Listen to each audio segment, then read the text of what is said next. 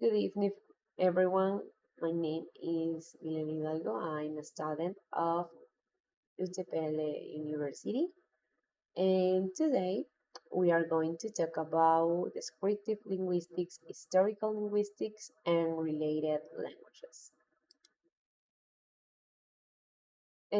Descriptive linguistics is the study of how languages are used in real life, focusing on how people speak and write.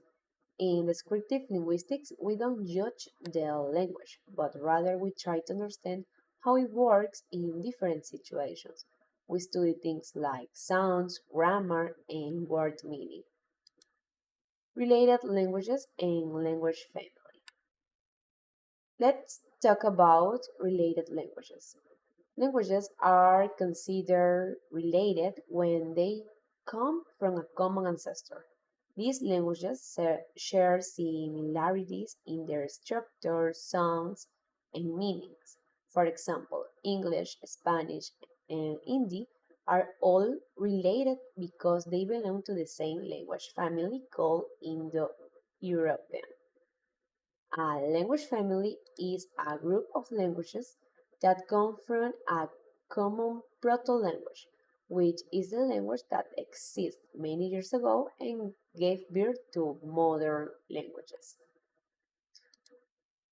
Romance and Germanic language groups. The Romance language evolved from Latin, the language spoken by the ancient Romans. Some examples are Spanish, French, Italian, Portuguese, and Romanian. These languages are spoken mostly in southern and western Europe. The Germanic languages evolved from an earlier language called Proto-Germanic. Some examples are English, German, Dutch, Swedish, and Danish. These languages are spoken in northern and western Europe.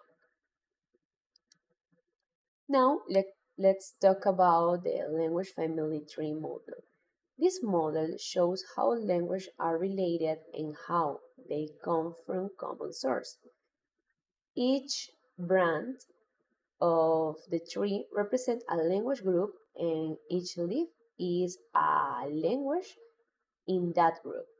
This idea was first proposed by Sir William Jones. He was the first to suggest that many languages like Sanskrit, Latin, and Greek come from a common ancestor. Sanskrit is very important in understanding the connection between language. It helped linguistics discover that many languages, like English, Latin, and Greek, come from the same family. For example, in Sanskrit, the word for father is pitar. In Latin is pater, in Greek it's pater, and in English is father. These words are very similar, and this shows how languages are connected.